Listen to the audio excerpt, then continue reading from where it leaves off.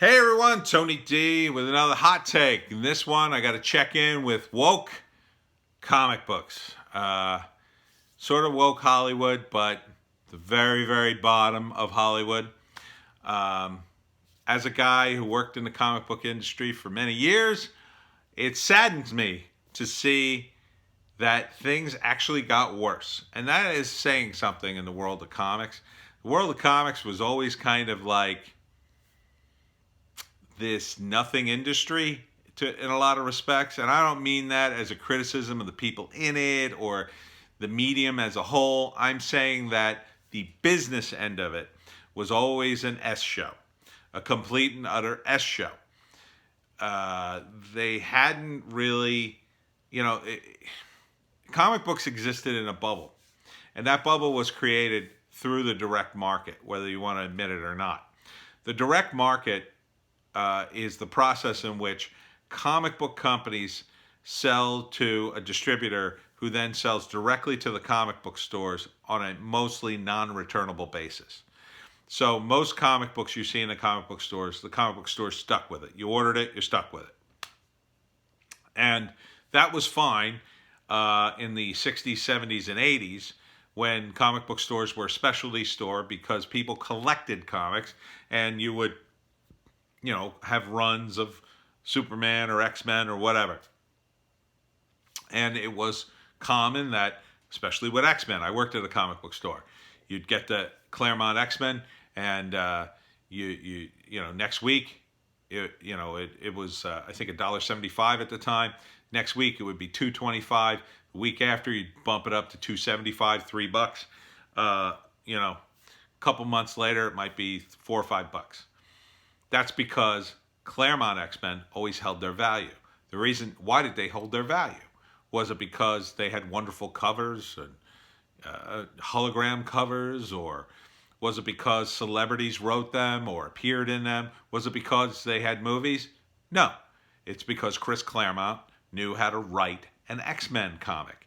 And the reason people collected them is because there was a continuity to follow. And that continuity drove sales.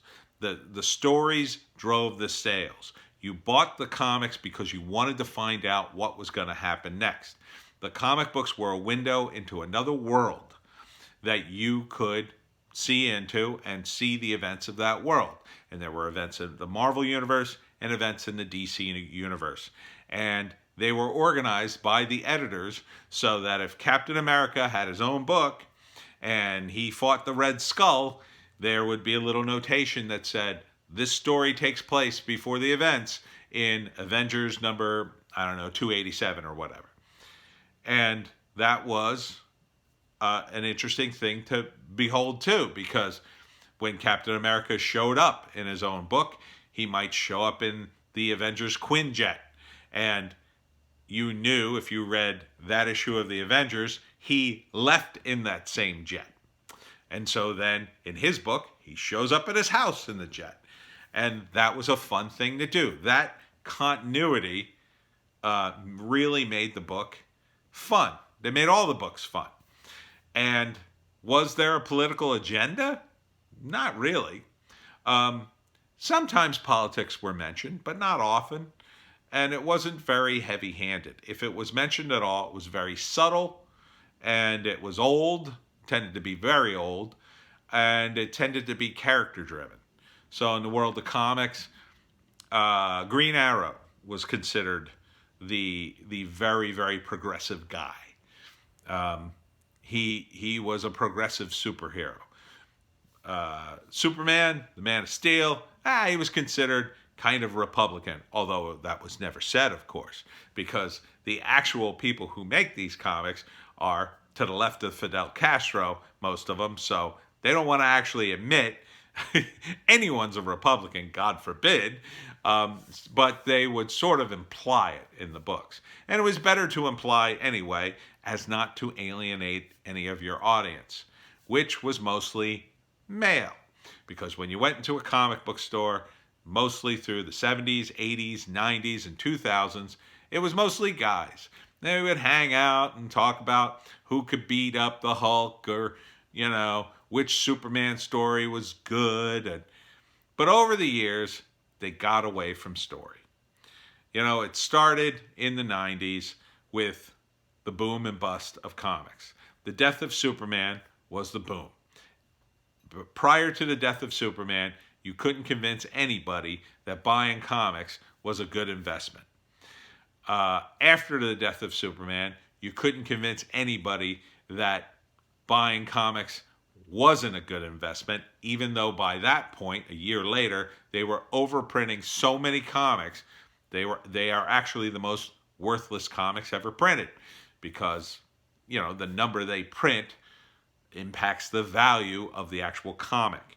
And between that and special covers and collectibles that they would artificially create in the market, like a black cover for every 50 comics, a gold foil cover for every 100 comics order, this would drive sales artificially up, but no one was actually reading the stories.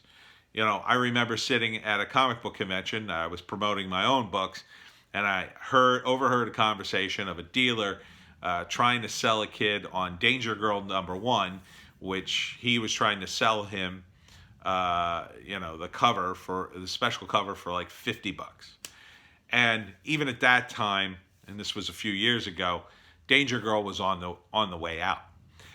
But this dealer was trying to get his money because he had money invested. He probably paid, $20 for the cover. And the kid ended up not buying. Good for you, kid. But the thing is, he was only buying it as a collectible. He wasn't interested in Danger Girl and the story inside. And most of the guys who go to these comic book conventions over the last 10, 20 years, they're not really reading the stories. Those guys are few and far between. A lot of these guys are just there. They're collecting. They're filling up their runs. They're looking for specific things.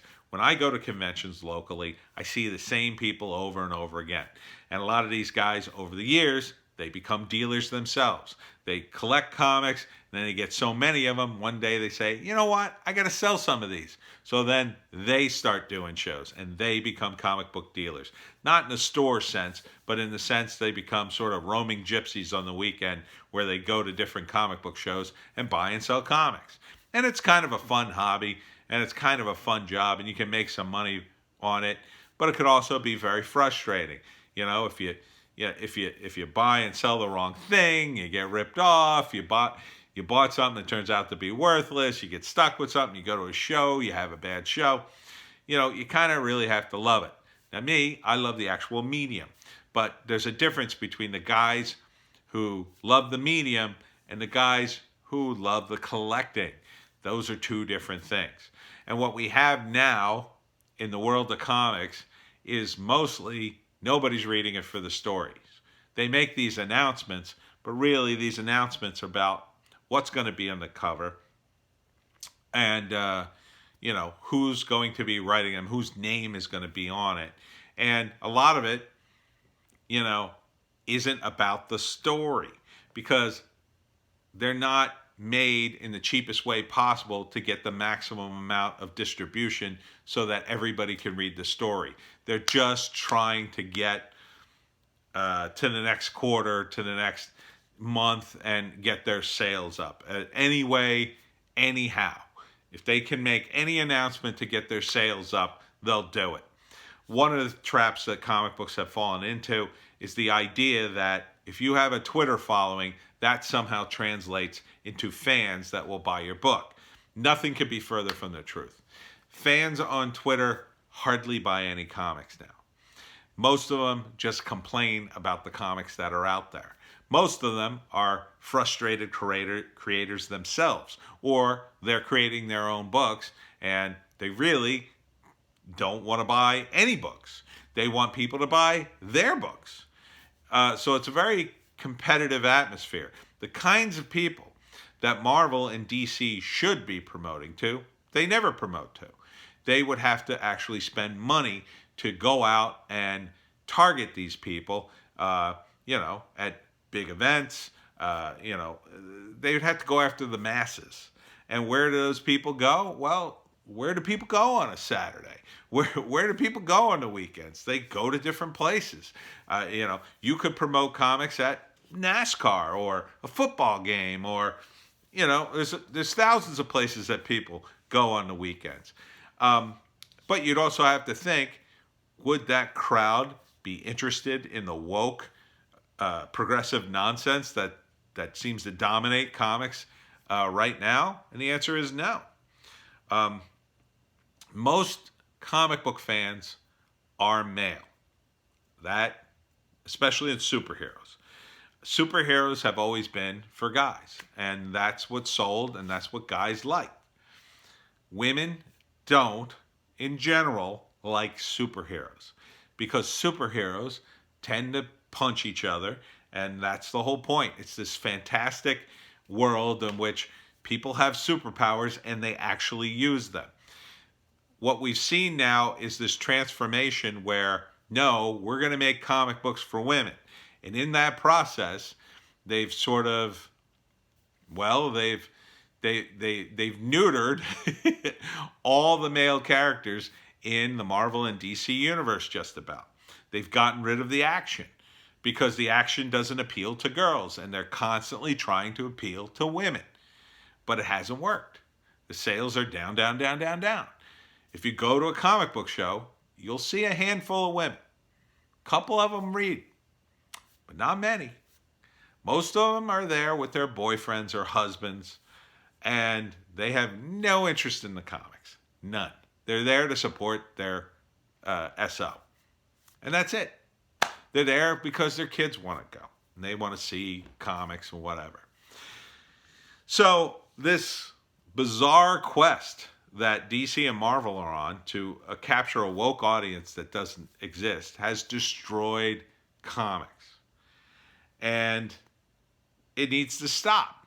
I don't know when it's going to stop. I think it'll probably stop once the movie companies finally decide they're done losing money and they license the characters out to some lesser company like Boom Studios or IDW or something like that. And at that point, you might get comic books back kind of the way they were. But at that point, who will care? If Marvel and DC in their current state insist on running this into the ground, insist that the only way they're going to mass produce comics is to make them super woke, and even the movies aren't as woke as the comics right now, although Phase 4 is coming. So I don't know what the strategy is. So let me say something to Marvel and DC. As a comic book professional who writes as opposed to an artist, I would say you're going in the wrong direction. And what you need is what I said in my previous video about how to rework DC Comics. But more than that, it needs to be story-driven. Your editorial board is an absolute S show. They don't know what they're doing. Their stories are stupid. They're mean-spirited, and not fun for anybody. It shows that I think a lot of people who are working at Marvel and DC right now, they actually kind of hate their job, hate the fan base, and hate the characters. And I don't blame them. It's a miserable, thankless job now to be trapped in this sort of woke mindset. You should maybe hire people like me, because we're not trapped in that. And I would just have fun with the characters and make them do all sorts of crazy nonsense and beat the hell out of bad guys. These characters need new bad guys to fight. And it needs to be classic characters. And if you want to do that woke stuff, or if you want a bunch of female characters, you can create a bunch of new characters and put them alongside the old. There's nothing wrong with that. Comics were around in the 70s. It was a very progressive time, and there were very progressive stories. But they were stories. They weren't just political agendas dressed as stories. So maybe just stomp the brakes on all this woke stuff and go back to sort of classic characters for a while. And also, you got to really think about adopting the Japanese model. Okay, so that's all I have to say. Smash like and subscribe. Thank you for smash liking and subscribing. Please check out my books, Wokeness, a Novel, and The Pineys, available at Amazon.com.